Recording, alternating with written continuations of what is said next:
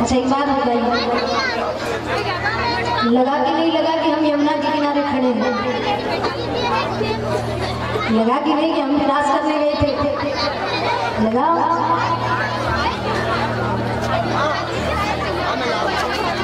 देखिए, भाव है तो सब कुछ है और भाव नहीं तो कुछ नहीं।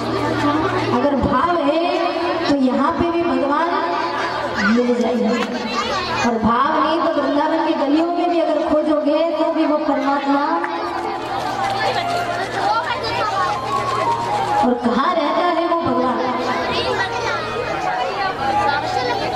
लोग कहते भैया कथा में भगवान मिलेगा, वृंदावन में भगवान मिलेगा, गोकुल में भगवान मिलेगा, मंदिर में भगवान मिलेगा, मस्जिद में भगवान मिलेगा, पर भगवान है कहाँ?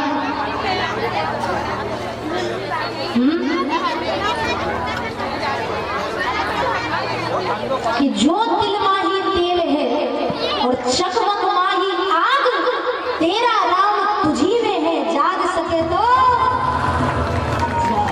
कहाँ है तेरा भगवान? तेरे अंदर। एक बात की बात है, ध्यान से सुनिएगा। जैसे यहाँ कथा में जैसे आप सब लोग बैठे हो ना, तो एक जगह कथा चल रही थी और वहां पर संत जी ने कहा, वाचक थे, उन्होंने कह दिया कि तेरा राम तुझी में है, जाग सके तो जागा। तो इतनी भीड़ में डॉक्टर बैठा हुआ। कौन बैठा हुआ था? डॉक्टर। अब जैसे ही डॉक्टर बैठा हुआ था तो डॉक्टर ने सोचा, भैया मैंने इतनी पढ़ाई की है, इतनी किताबें पढ़ी है, इतने ऑपरेशन कर दिए, सिर के बाल से लेकर पैर के नाखून तक, कम से कम मैंने 100, 150, 500 लोगों को चीर दिया, ऑपरेशन किया। तो और इधर वाचक ने क्या कहा कि तेरा राम तुझी में है, तेरा भगवान तुझी में है। और उस डॉक्टर के माइंड में घंटी बजी, ऐसा नहीं हो सकता, या तो ये झूठ बोल रहे हैं या मैंने अच्छे से ऑपरेशन नहीं किया तो मुझे भगवान दिखाई नहीं। जब अंदर ही है भगवान तो दिखना चाहिए था ना। हार्ट का ऑपरेशन किया, हाथ का किया, पेट का किया, पैर का किया, मुंह का कर लिया, गले का कर लिया, और भगवान को कहीं नजर रहता कहाँ है? जब भगवान हमारे अंदर ही है तो रहता कहाँ है? अब उसी समय उस डॉक्टर के मन में प्रश्न उठा। उस डॉक्टर ने सोचा कि भैया जिसके कारण प्रश्न मन में उठा है उससे ही उत्तर मांग। कि जिस वाचक ने कथा में कहा उससे जाकर के उत्तर मांग। अब जैसे कथा की आरती हुई तो जहाँ पर निवास स्थान था, जहाँ पर वो गुरुजी रह रहे थे, वहाँ पर वो डॉक्टर आए और आकर के गुरुजी को नमस्कार किया, चरणों में प्रणाम किया, बैठा है।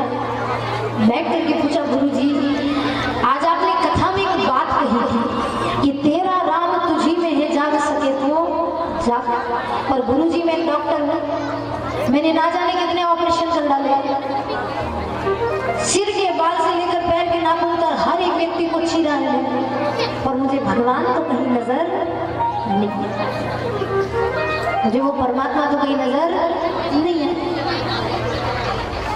अब जैसे ही संत जी ने ये सुना तो संत जी मुस्कुरा गए और संत जी ने सोचा अगर मैंने इसे जवाब नहीं दिया तो फिर इसके मन में ये भेदभाव आ जाएगा कि भगवान है ही नहीं, जो दिखाई मिले वो ही नहीं, फिर ये नास्तिक बन जाएगा, नास्तिक की ओर बढ़ जाएगा।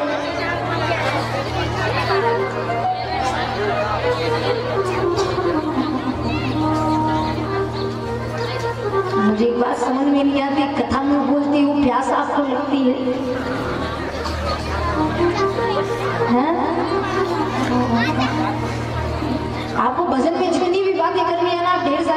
लिया करो। नहीं तो एक काम करेंगे कि आज तो वैसे छठा दिन हो गया, पहले बता देते तो हम आपके लिए आधे घंटे का समय बीच में निकाल देते महाराज की, पहले आप बात कर लो फिर हम कथा कर देंगे।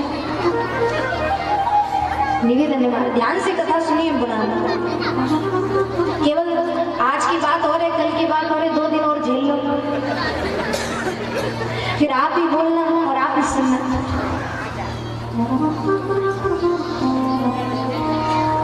तो संत जी ने सोचा कि यदि इस युवक को मैंने जवाब नहीं दिया तो इसके मन में कहीं ना कहीं भगवान के प्रति प्रश्न उठेंगे कि भगवान है ही नहीं, तभी तो नहीं नजर आ रहा, तभी तो नहीं दिख रहे। संत जी ने कहा मैं तुम्हारे प्रश्न का उत्तर दूंगा, पर पहले तुम मेरे प्रश्न का उत्तर दो। डॉक्टर साहब ने कहा पूछिए। बोले पढ़े लिखे हो ना? बोले हाँ पढ़ा लिखा हूँ, तभी तो डॉक्टर बना हूँ। पढ़ा लिखा नहीं होता तो डॉक्टर कैसे बनता? मैं तभी तो किताबी ज्ञान ज्यादा आ गया है, तभी ऐसे प्रश्न तुमने पूछे। पर कोई बात नहीं, पहले तुम मेरे प्रश्न का उत्तर दो, फिर मैं तुम्हारे प्रश्न का उत्तर दूं। उस डॉक्टर ने कहा ठीक है पूछिए संत जी। अब संत ने अपने एक शिष्य को बुलाया और उससे कहा कि एक माचिस की डिबिया लेकर आओ। माचिस समझते हो? अच्छा क्या होता है माचिस से? आग लगाई जाती है। तो माचिस के अंदर क्या होता है? अग्नि होती है, ज्वाला होती है। जैसे ही संत जी ने अपने शिष्य से माचिस मंगाई गई तो वो डॉक्टर वहीं बैठे बैठे देख रहा था। अब संत जी ने उस माचिस की डिबिया में से एक तीली निकाला, माचिस की तीली निकाला और कहा डॉक्टर साहब पहले तो ये बताइए कि मेरे हाथ में ये जो है इससे क्या होता है और इसके अंदर क्या है? डॉक्टर मुस्कुरा करके कहने लगा इतना आसान सा प्रश्न। अरे संत जी एक माचिस की तीली है और इससे जलाया जाता है, मतलब इसके अंदर आग है। क्या है? आग है।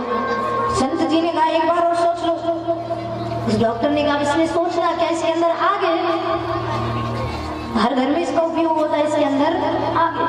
अब संत जी ने उस माचिस की तीली को लिया और उस माचिस की तीली के बारी बारी टुकड़े कर दिए, सब जगह से इतने छोटे छोटे से टुकड़े कर दिए। डॉक्टर ने कहा संत जी क्या हुआ, ये माचिस की तीली आपको क्यों तोड़ रही हो? संत जी ने कहा तुमने अभी कहा कि इसके अंदर आग है, पर मैंने इस माचिस की तीली को हर जगह से तोड़ कर देखा पर आग तो मुझे कहीं नजर आई नहीं, आग तो मुझे कहीं नजर आई नहीं। उसी समय डॉक्टर ने कहा नहीं संत जी क्यों मजाक कर रहे हो? अरे आग है पर ऐसी दिखाई थोड़ी ना देगी।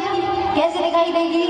इसके अंदर घर्षण बल लगाना पड़ेगा, इसको घिसना पड़ेगा, तब जाकर के वो आग ऊपर आएगी। तो उसी समय संत जी ने कहा जिस प्रकार एक माचिस की तीली में आग है पर तोड़ने पर दिखाई नहीं देती, घर्षण बल लगाने पर दिखाई देती है, उसी प्रकार हमारे अंदर भी परमात्मा है पर भक्ति करने पर ही दिखाई अब दिखाई देता है। भक्ति बल लगाने पड़ता है, क्रिया बल लगाना पड़ता है, भक्ति करनी पड़ती है।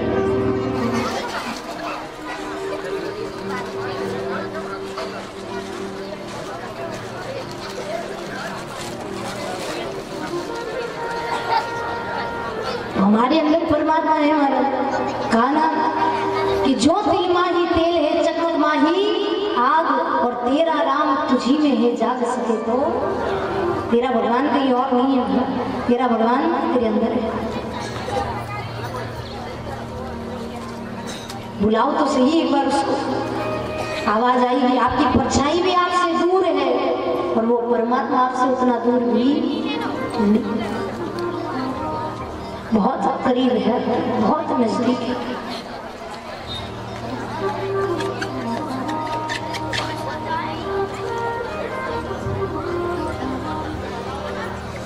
वैसे मेरी गोपियों के साथ मेरे ठाकुर जी ने रास रचाया।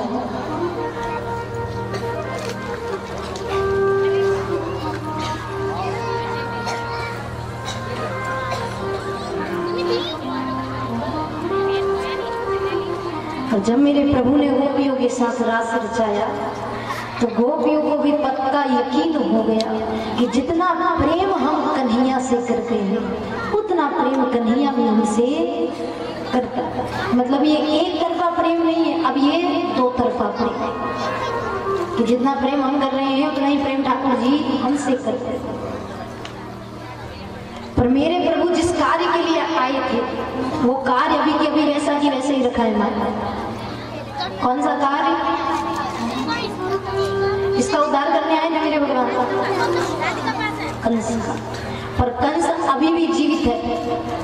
मेरा कन्हैया 11 वर्ष का हो गया, 11 साल का हो गया, फिर भी कंस अभी तक जीवित है। मेरे प्रभु ने सोचा अगर ऐसे ही लीला करते रहूंगा तो फिर मैं मथुरा कैसे जाऊंगा, और जब तक मथुरा नहीं जाऊंगा तब तक कंस का उद्धार कैसे करूंगा।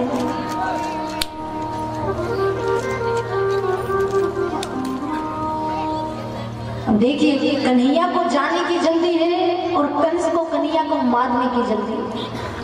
अब जल्दी दोनों तरफ है। ठाकुर जी 11 साल के हो गए, अभी तक कंस वैसा की वैसे ही, पाप और बढ़ते चले जा रहा है। कन्हैया ने सोचा कुछ ना कुछ तो करना पड़ेगा, कुछ ना कुछ तो करना पड़ेगा। और उसी समय जो कंस था, कंस ने एक सभा और बिठाई। जैसे ही सभा बिठाई सारे राक्षस फिर आकर के बैठे। सारे राक्षसों से कंस ने कहा, रे इतने साल हो गए मेरे काल को मारते मारते, पर अभी भी मेरा काल जीवित है। कोई भी उसकी मृत्यु नहीं कर पाया, कोई भी उसे मार नहीं पाया। क्या तुम में से कोई है जो मारेगा? एक सैनिक ने कहा, राजन एक नहीं, दो नहीं, कितने सारे राक्षस गए पर कोई भी वापस लौट करके नहीं आया। और अगर ऐसा ही होता रहा ना तो एक दिन आपके राज्य में राक्षसों की कमी हो जाएगी, राक्षसों की कमी हो जाएगी। सब मरते चले जाएंगे तो फिर जीवित कौन रहेगा, जिंदा कौन रहेगा? कंस ने सोचा बात तो तुम्हारी सही है, पर मेरे काल को मारना तो पड़ेगा।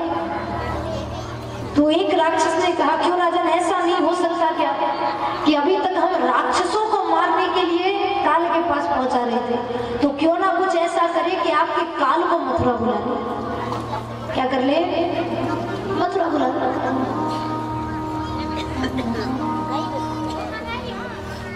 और यदि आपका काल अगर मथुरा आ गया तो यहाँ पर एक राक्षस नहीं, जितने भी राक्षस है वो साथ में आक्रमण करेंगे, उसकी मृत्यु निश्चित है, पक्की हो जाएगी। फिर इतने सारे लोग एक साथ झगड़ा करेंगे, युद्ध करेंगे। अब जैसे ही कंस ने ये सुना, कंस ने कहा बात तो तुम्हारी सही है, बात तो तुम्हारी सही है।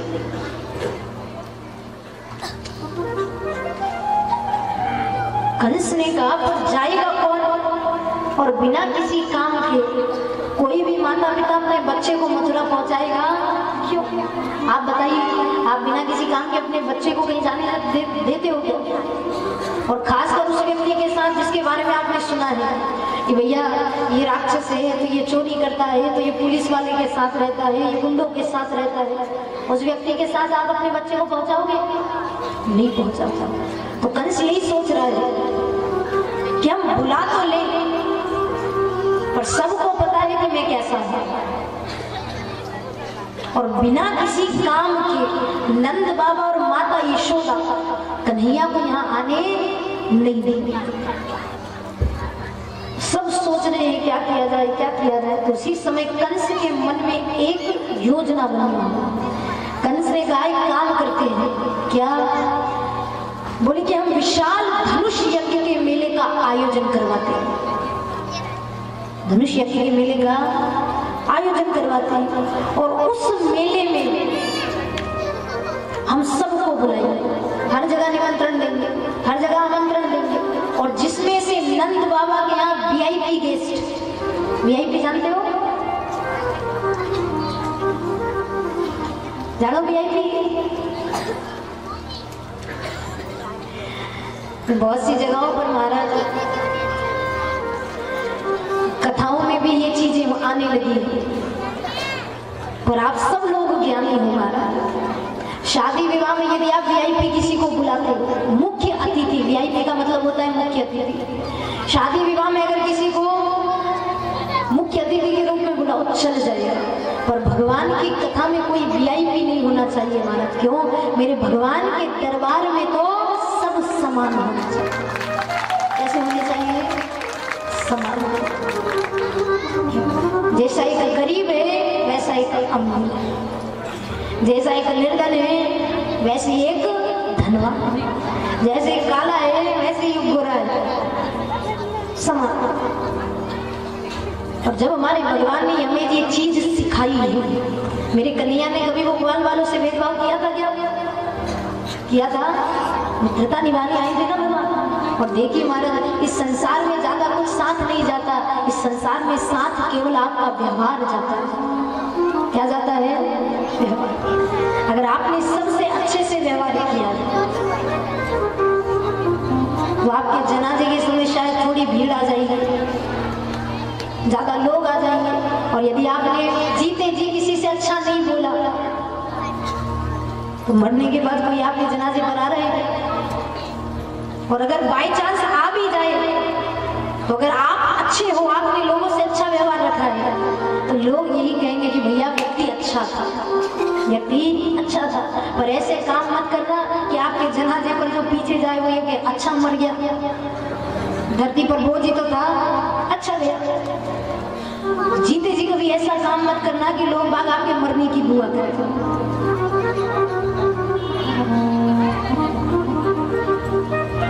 सबसे अच्छा व्यवहार बना करके रखो, सबसे मीठे बोलो। कि कहा है ना कि रसना में अमृत बसे, और जो कोई जाने मोल, हृदय तराजू तोल के फिर मुख से तू। ये जो जीवन है ना, अच्छा, क्योंकि भगवान ने भी हमारा जब निर्माण किया तो यही बताया था कि सुनो सबकी पर बोलो वहीं पर जहाँ आपको लगे कि आपको बोलना चाहिए। और बोलना भी ऐसा कि लोग आपके दुश्मन नहीं, आपके मित्र, आपके सखा। यदि आप किसी को थप्पड़ मारोगे तो 1 महीने के बाद वो थप्पड़ की मार भूल जाएगा। और यदि आपने कभी किसी को गाली दे दी, आप शब्द कह दिए, तो वो अपशब्द वो मरते दम तक याद रखें। इस व्यक्ति ने मुझे ऐसा कहा। खासकर माता, बड़ा सुंदर महल बना हुआ था और दुर्योधन भी आया था। और उसी समय चलते चलते दुर्योधन का पैर फिसल गया माता। अब जैसे ही पैर फिसला तो वो गिरते गिरते बच गया। माता द्रौपदी ने जैसे ही देखा तो माता द्रौपदी के मुख से निकल गया, जिसका बाप अंधा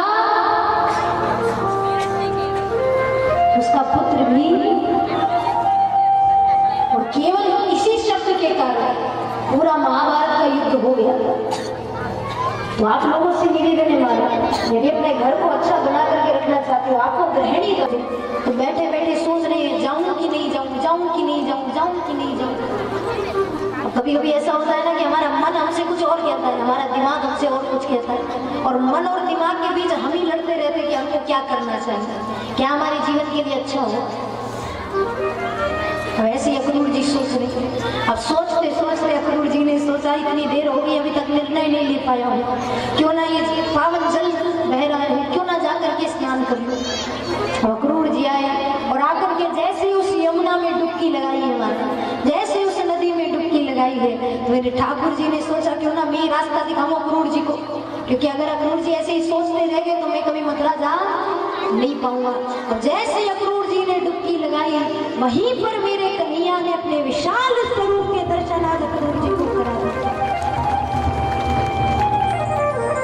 जैसे ही दर्शन कराए हैं, मेरे लाला ने खुद कहा है अक्रूर जी आप मुझे लेने के लिए, मैं कोई साधारण बालक नहीं, मैं तो परब्रह्म हूं जो लीला करने आया हूं, और जब तक मैं मथुरा नहीं जाऊंगा तब तक मेरी लीला संपूर्ण नहीं हो पाती।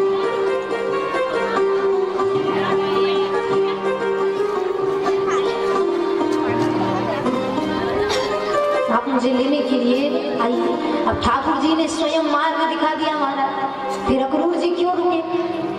अक्रूर जी बैठे रथ पर, और ऐसा रथ हाँका है, ऐसा रथ हाँका है कि सुबह सुबह आज नंद बाबा के द्वार पर पहुंच गए। प्रातः।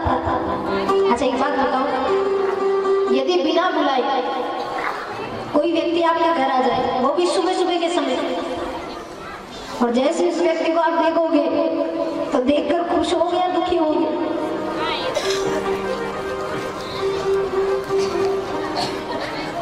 माताओं, खुशी हो गई या दुखी हो गई? ये थोड़ी देर के लिए आप सोच में पड़ जाओगे कि भैया इतनी सुबह सुबह ये कैसे आ गया, वो भी बिना बुलाए। पर एक बात कहूं, अतिथि समझते हो? हमारे ग्रंथ ने कहा है ना कि अतिथि देवो भव, मतलब एक अतिथि के अंदर किसका स्वरूप होता है? देवताओं का स्वरूप होता है। और अतिथि किसे कहते हैं? किसे कहते हैं अतिथि? ध्यान से सुनिएगा, नाम से स्पष्ट है हमारा। जिसके आने की कोई तिथि निश्चित ना हो उसे कहते हैं अतिथि। जो बिना बताए बिना बुलाए आपके घर पर, आपकी चौखट पर आ जाए, समझ जाना भैया आज मेरे घर देवता है। और जो फोन लगा लगा कर आए, भैया बस आधे घंटे में पहुंच रहा हूँ, 1 घंटे में पहुंच रहा हूँ, वो अतिथि नहीं है, वो मेहमान है। कौन है? मेहमान। अब पहले जब कोई अतिथि आता था तो लोग बाग सत्कार करते थे, स्वागत करते थे, अंदर बुलाते थे। और आजकल के समय में यदि कोई अतिथि, मतलब कोई बिना बुलाए आ जाए, तो बेचारा द्वार पर खड़ा है, थका हारा आया है, उससे कोई 1 गिलास पानी का नहीं पूछेगा, सबसे पहले ये पूछ लेगा भैया किस काम से आना हुआ, भैया कैसे आना हुआ। पर जैसे ही अक्रूर जी आए, नंद बाबा ने द्वार खोला, जैसे ही अक्रूर जी को देखा है प्रसन्न हो गए, खुश हो गए। बुलाया है नंद बाबा को अपने घर के आंगन। नंद बाबा ने अक्रूर जी को बुलाया अपने घर के आंगन। जैसे ही अक्रूर जी को बुलाया तो नंद बाबा ने कोई बात नहीं की महाराज। नंद बाबा ने नहीं पूछा कि कैसे आना हुआ अक्रूर जी, कुछ नहीं पूछा। चाय पानी नाश्ता सब कुछ करा दिया है। अब गांव के सरपंच है नंद बाबा, तो अक्रूर जी को लेकर के वो गांव में गए महाराज। जितना भी काम था वो सब काम निपटा रहे हैं। अब रात्रि के समय जब गांव घूम करके वापस आई तो माता यशोदा वहीं पर बैठकर चूल्हे पर गरम गरम रोटियां बना रही। अक्रूर जी की थाल लगाई है, नंद बाबा की थाल लगाई है, तो दोनों को भोजन करा रहे, गरम गरम रोटियां बनाकर खिला रहे।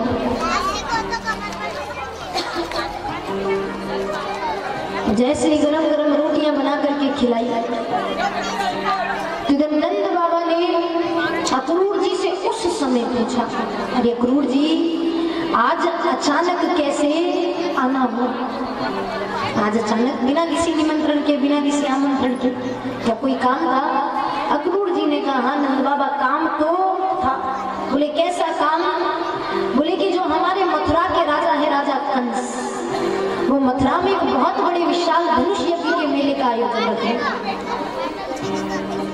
और उस आयोजन में कंस ने कृष्ण और बलराम दोनों को बुलाया, और मैं आज दोनों बालकों को लेने के लिए आया। जैसे अक्रूर जी ने ये कहा, नंद बाबा खड़े खड़े कहने लगे, अरे अक्रूर जी कैसी बात कर रहे हो, क्या आप नहीं जानते कंस के बारे में? अरे कंस के बारे में तो सब जगह चर्चा चलती है कि कंस ऐसा है, वैसा है, वैसा है। और रही बात कन्हैया की, मैंने आज तक कन्हैया इतना बड़ा हो गया है और मैंने आज तक अपने लाला को इस गांव से बाहर नहीं जाना। आज मैं अकेले उस लाला को कैसे जाने दूंगा? अक्रूर जी मुझे क्षमा कर, अक्रूर जी मुझे क्षमा कर। अक्रूर जी ने कहा, रे नंद बाबा कैसी बात कर रही हो, मैं हूं ना साथ में, आप क्यों चिंता करते हो? मैं रहूंगा ना कृष्ण के साथ में, बलराम के साथ, आप क्यों चिंता करते हो? रे जैसे आपके पुत्र हैं वैसे मेरे पुत्र हैं। नंद बाबा ने कहा, अक्रूर जी मैं अपने कृष्ण को लेकर के किसी दूसरे के ऊपर विश्वास नहीं कर सकता। क्यों? क्योंकि मेरे पास केवल एक ही चीज ऐसी है जिसे मैं कभी खोना नहीं चाहता।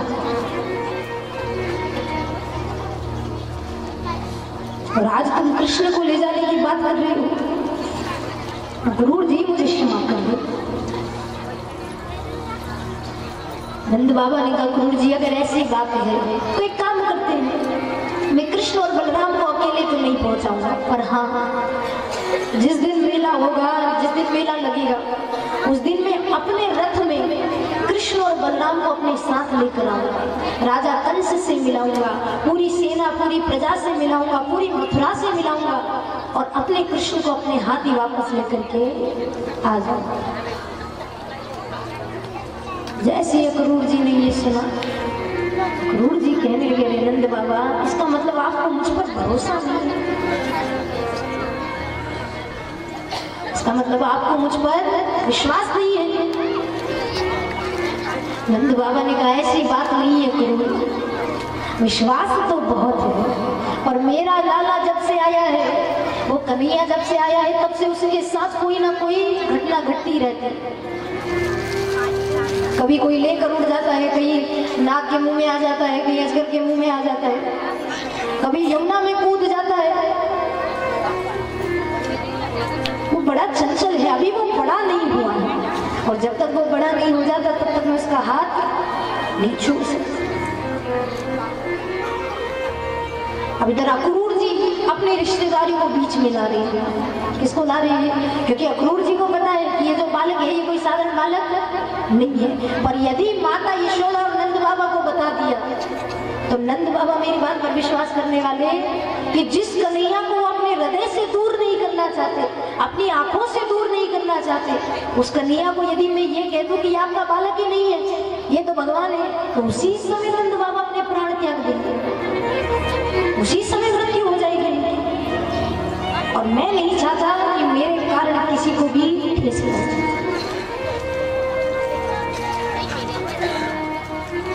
उधर जब माता यशोदा ने सुना, माता यशोदा वही भोजन बना रही थी, अक्रूर जी ने कहा माता यशोदा आप समझाइए ना नंद बाबा को, कैसी बात कर रहे हैं, केवल 2 या 3 दिनों की तो बात है, 3 दिनों के बाद मैं कृष्ण को लेकर वापस आ जाऊंगा, विश्वास करो मुझ पर। माता यशोदा ने कहा अक्रूर जी ये तो एक बार हाँ बोल भी देंगे, पर मैं अपने कृष्ण से कभी दूर नहीं हो सकता। अरे अक्रूर जी आपको पता है जब वो लाला गैया चराने के लिए जाता था, तब से लेकर जब तक वो नहीं आ जाता था, तब तक मैं द्वार पर खड़ी होकर उसका इंतजार करती थी, और आप उस कन्हैया को उससे दूर ले जाने की बात करते, वो भी 3 दिनों के लिए। अक्रूर जी ने कहा मियां लाला की बहुत इच्छा है, लाला की बहुत इच्छा, कन्हैया खुद जाना चाहता है, और यदि मुझसे यकीन ना हो तो आप लाला से जाकर पूछ लो, अब कन्हैया से जाकर पूछ लो। अब माता यशोदा और नंद बाबा कन्हैया से बहुत प्रेम करते थे, बहुत प्रेम करते थे। हमारा प्रेम तो कुछ भी नहीं है हमारा, पर माता यशोदा नंद बाबा अपने बालक से बहुत प्रेम करते। जब माता यशोदा ने ये सुना तो माता यशोदा दौड़ी दौड़ी गई कन्हैया के पास। जैसे ही कन्हैया के पास गई, हृदय से लगाया है कन्हैया, हृदय से लगा कर पूछा लाला तुझे पता है अक्रूर जी क्यों आए? कन्हैया बड़े चंचल ऐसे बनते हैं जैसे उन्हें कुछ पता ही ना हो। कन्हैया कहने लगे मैया नहीं, मुझे तो नहीं पता कि क्यों आए, आपको पता है? माता यशोदा ने कहा लाला वो मुझसे सबसे प्यारी चीज को मांग रहे, बाबा से सबसे प्यारी सबसे प्रिय चीज को मांग रहे। ठाकुर जी ने मुस्कुरा कर कहा मैया इसका मतलब वो माखन मिश्री मांग रहे हैं, दूध मांग रहे हैं, अरे दे दो ना, उसमें क्या रुदन करना, उसमें क्या रोना। माता यशोदा ने कहा लाला उनसे माखन मिश्री अगर मांग रहे होते तो मैं भर भर के दे देती, पर वो मुझसे माखन मिश्री नहीं, वो तो मुझसे माखन चोर मांग रहे। मैं कैसे रहूंगी कन्हैया तेरे बिना? और अक्रूर जी कह रहे तेरी इच्छा है, तेरी इच्छा है, तू बता बता, क्या सचमुच मेरी इच्छा है जाने की? ठाकुर जी मुस्कुरा करके कहते हैं, मैया पहले तो अपने आंसू पोंछ। अरे अक्रूर जी केवल 3 दिनों के लिए लेने आए। कितने दिनों के लिए? एक दिन लाने का, एक दिन मेला घूमने का, एक दिन वापस आने का। भैया 3 दिनों की तो बात है, क्या तू नहीं चाहती कि तेरा लाला बड़ा हो गया है तो गांव गांव जाए, रिश्तेदारी बनाए?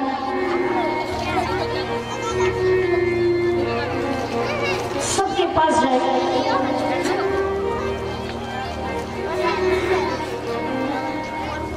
मियाँ मुझे जानना, मियाँ मुझे जानना। अब लाला की इतनी इच्छा है। माता यशोदा ने जैसे ही लाला की इच्छा सुनी, माता यशोदा को पता था कि मैं कन्हैया को रोक नहीं सकती। क्यों? अगर मैं कन्हैया को रोक लूंगी तो फिर कन्हैया मुझसे नाराज हो जाएगी। वो दूर रहेगा, प्रेम से रहेगा तो चल जाएगा, और वो पास रह करके यदि मुझसे नाराज हो गया तो मैं कैसे रहूं? और कभी कभी ऐसा होता है ना महाराज कि हम सोचते कुछ और है और हमारा दिल हमसे कहता कुछ और। अब ऐसे ही माता यशोदा की बुद्धि चल रही है, 3 दिनों के बाद वापस आ जाएगा, 3 दिनों के बाद वापस आ जाएगा, और हृदय कह रहा है कि मुझे ऐसा क्यों लग रहा है कि कन्हैया जाएगा तो वापस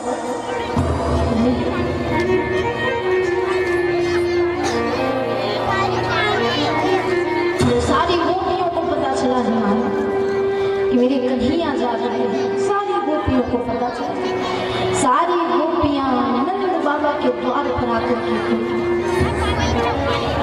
सारी गोपियां आपस में बात करती।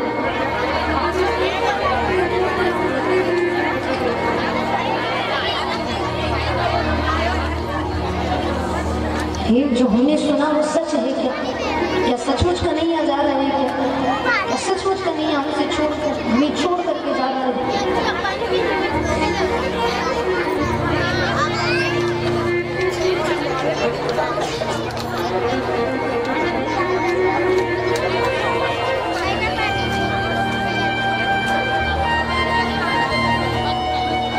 सारी गोपियां द्वार पर खड़ी है, मानो नंद भवन के बाहर मेला लगा हुआ है, इतनी भीड़ लगी हुई है।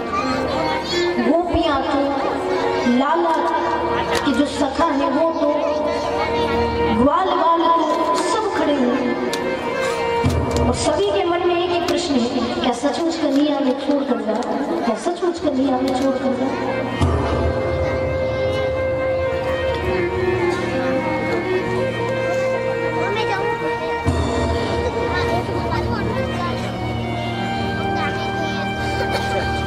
जैसे ही माता यशोदा ने द्वार खोला और जैसे ही मेरा कन्हैया बाहर आ, सारी गोपियां घेर लिया है कन्हैया, सारी गोपियों ने घेर।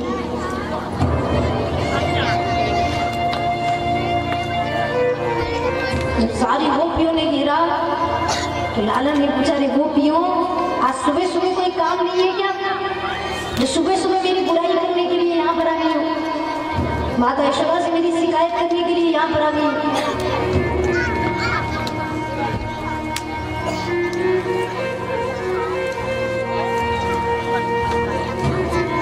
गोपियों ने कहा, नहीं लाला, आज तेरी शिकायत करने नहीं आया, आज तेरी शिकायत करने नहीं आया, आज तुझे बुरा भला भी कहने नहीं आया। कन्हैया आज तो हम दोनों हाथ जोड़ करके उससे माफी मांगने के लिए। कन्हैया ने पूछा, गोपियों ऐसा क्यों? गोपियां कहने लगी, लाला तू छोटी सी बात पे कभी मथुरा नहीं जा सकता, तेरे हृदय में हमारी कोई ऐसी बात है क्या जो चुभी हो? क्या हमारे हाथों कोई गलती हो गई हो क्या? इसलिए जा रहा है क्योंकि हमें पता है जब राज हुआ था तब हमसे गलती हुई थी तो तू चला गया, आज भी शायद हमसे ही गलती हुई है जिसके कारण तू लाला हम क्षमा मांगने आए हैं, माफी मांगो,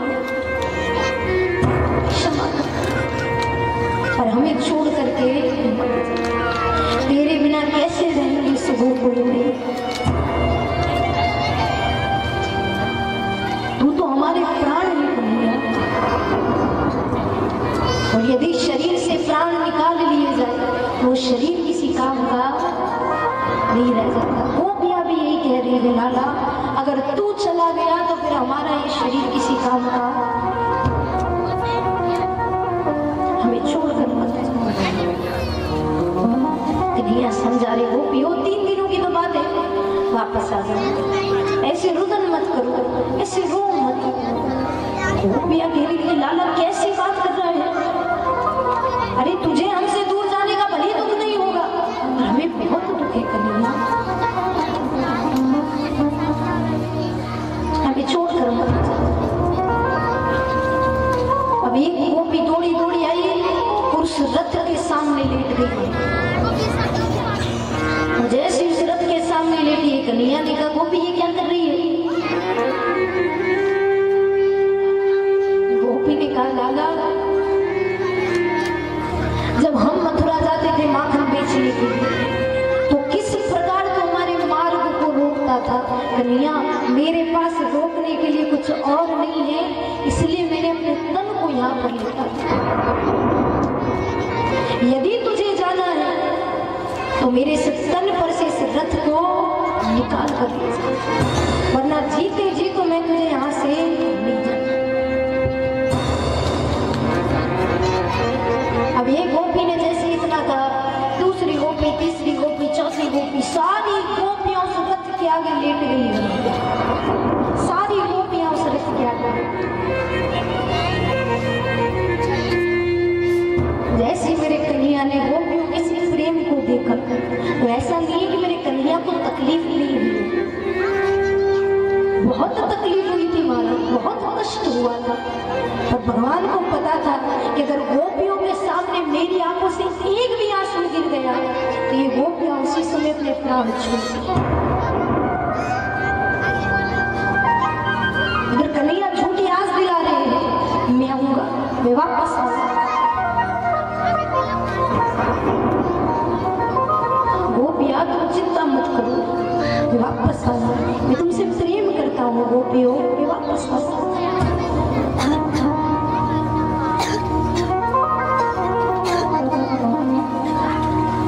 गोपियों ने कहा, लाला ज्यादा तो नहीं जानते तेरे बारे में, पर इतना जरूर जानते हैं कि जो तू कहता है वो तू कभी,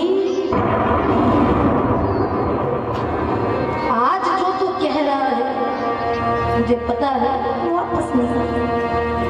हमारा दिल हमसे झूठ नहीं बोलता कन्हैया, क्योंकि हमारे दिल में कोई दूसरा नहीं, केवल तू ही तो बैठा है, वापस नहीं। कन्हैया ने कहा, गोपियों मुझे देरी हो रही है,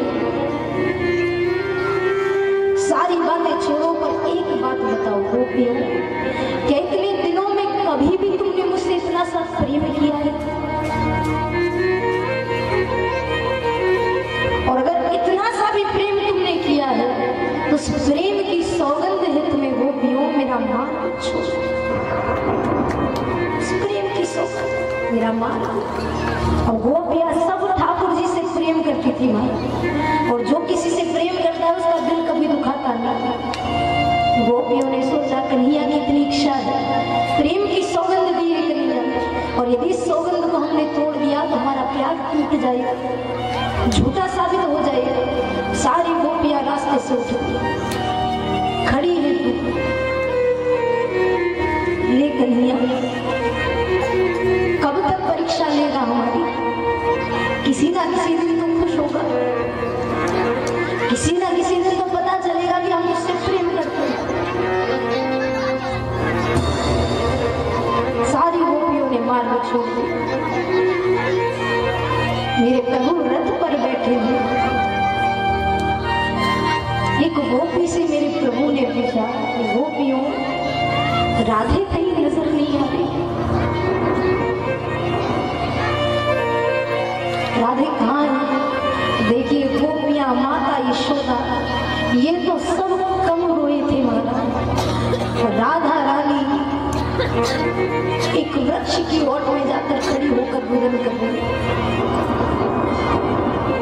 क्योंकि राधा रानी को पता था कि भगवान वापस मेरे प्रभु रथ से उतरे गए, जाकर के कहा, राधे मैं जा रहा हूँ, मुझे पता है मैं क्यों जा रहा हूँ, और मुझे पता है मेरे जाने के बाद गोकुल का कोई भी व्यक्ति खुश नहीं रहेगा, प्रसन्न नहीं रहेगा।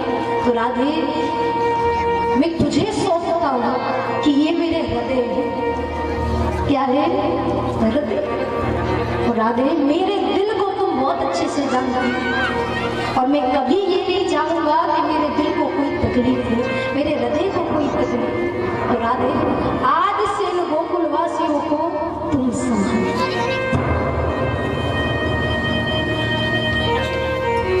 आज से इन गोकुलवासियों को तुम्हारी बहुत जरूरत है, ये टूट जाएंगे। राधा रानी ने कहा ठीक है, तो जैसे आपकी आज्ञा, मेरे को संभालना।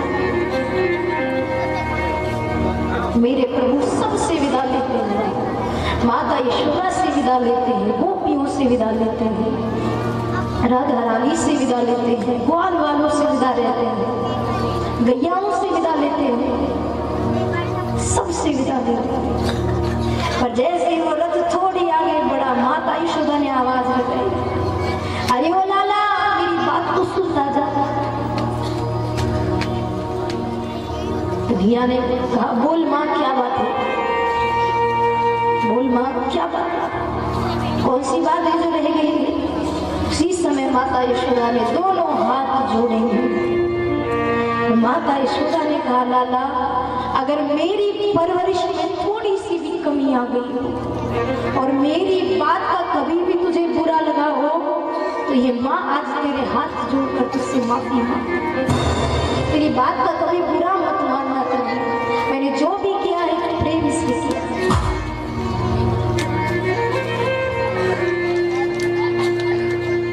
जैसे ही कन्हैया ने ये सुना, उस रथ से कूदे, दौड़े दौड़े गई और माता यशोदा को हृदय से किसने कहा, माँ की तुझसे कोई गलती हुई? अरे गलती तुझसे नहीं, गलती तो मुझसे।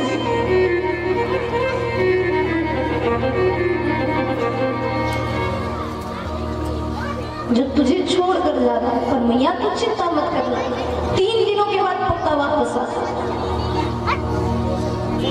माता यशोदा ने कहा, लाला अब तू यहाँ से जा, यदि तू 1 मिनट भी यहाँ रुका तो फिर मैं तुझे जाने नहीं, तू जा। कन्हैया बैठे हैं रथ पर, बलदाऊ जी बैठे, क्रूर जी बैठे, वो रथ आगे की ओर बढ़ा। जैसे ही वो रथ आगे की ओर बढ़ा, मेरी गोपियां एक टक मेरे कन्हैया को निहार, एक टक निहार, क्योंकि गोपियों के मन में ये बात है कि पता नहीं अब कन्हैया की सूरत कभी दिखाई देगी या नहीं, कहीं वहां जाकर के कन्हैया बदल ना जाए।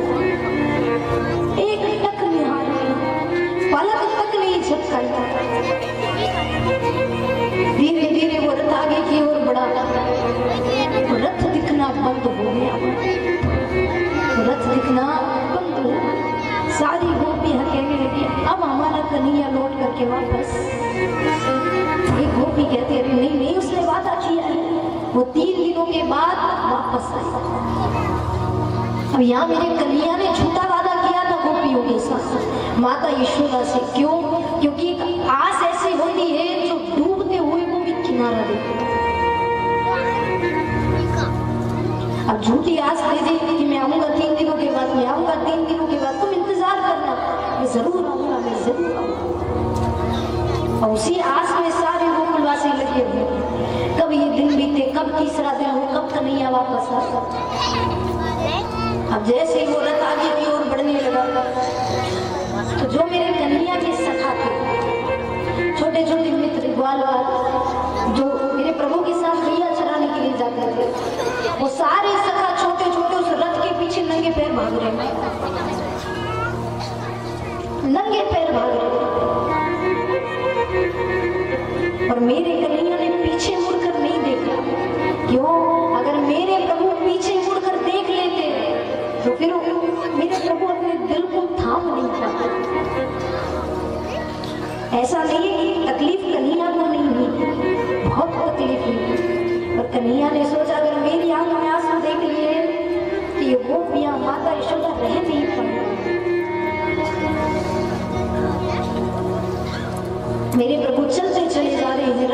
बैठकर पीछे नंगे पैर दौड़े दौड़े वो सखा जा रहे।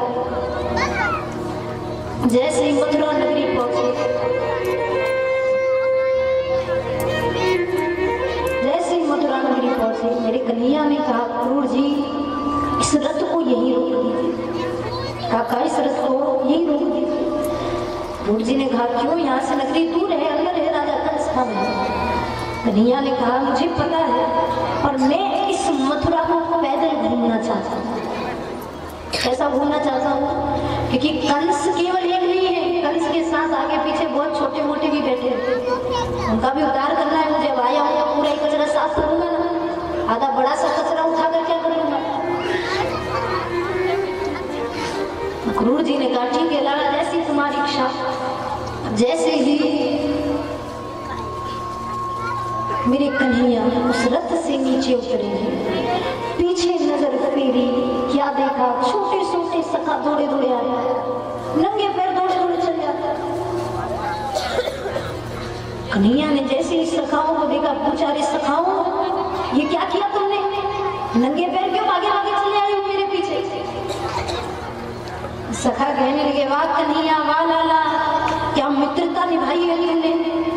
बड़ा कहता था मित्र हैं मित्र हैं मित्र हैं।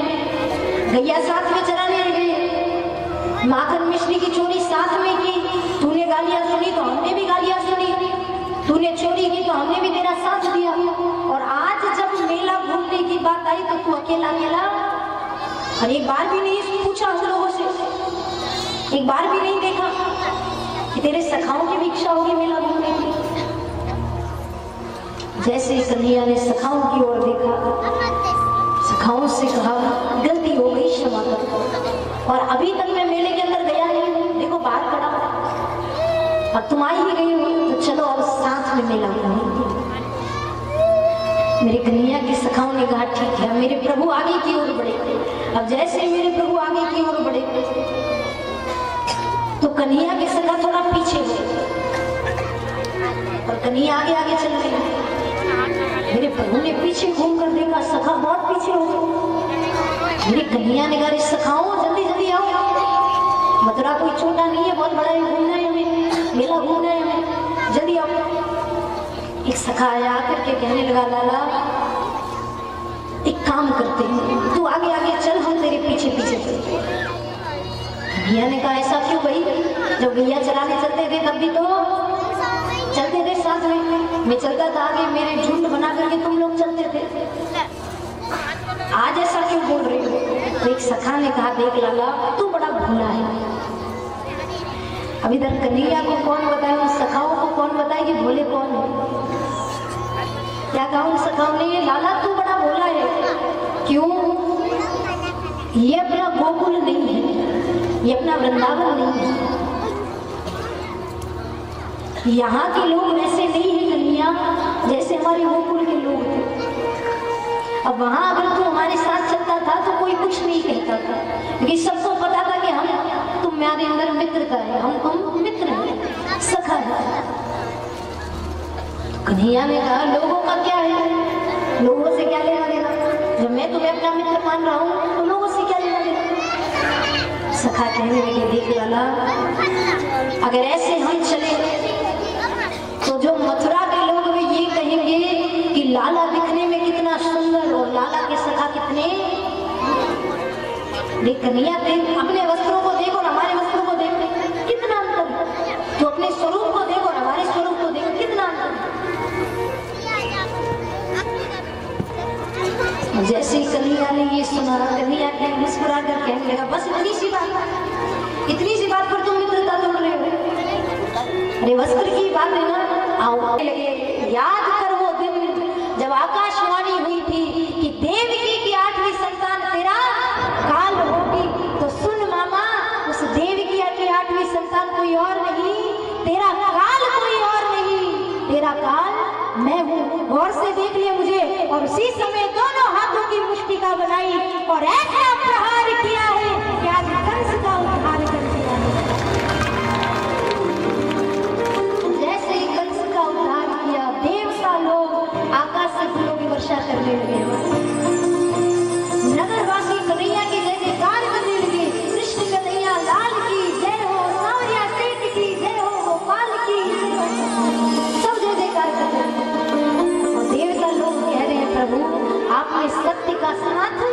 नहीं छोड़ूंगा। क्यों? क्योंकि यदि रिश्ते में देखा जाए तो कंस मेरे कन्हैया का क्या है? मामा। देवता लोग कह रहे प्रभु आपने सत्य का साथ, वो मामा था चाहे कोई भी था, रिश्ते को पहले नहीं देखा, पहले धर्म को देखा। किसको देखा है?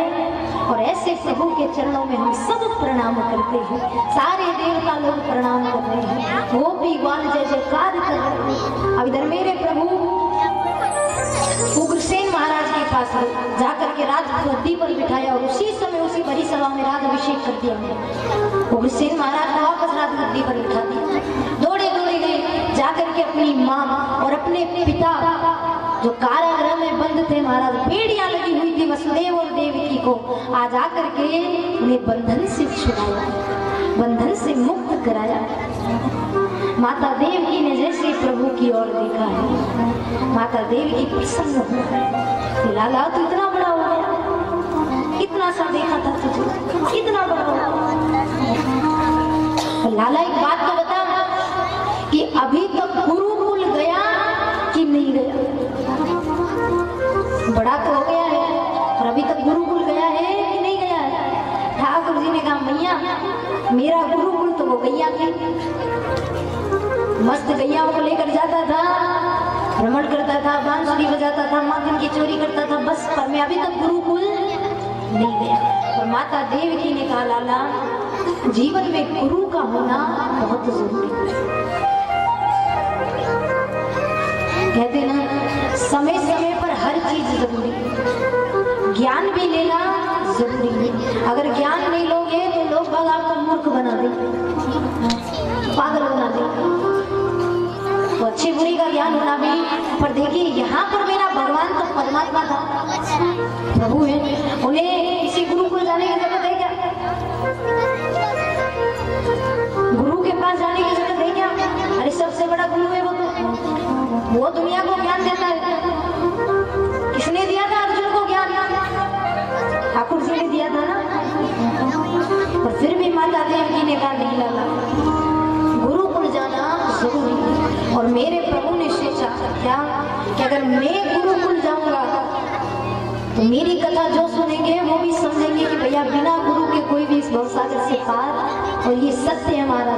इसलिए भगवान को भी गुरुकुल जाना पड़ा था, इसलिए परमात्मा को भी गुरुकुल जाना पड़ा। अब उज्जैन में जो सांदीपुनी का आश्रम है, मेरे प्रभु वहां जाते हैं और जाकर के वहां पर ज्ञान लेते हैं कम से कम समय में।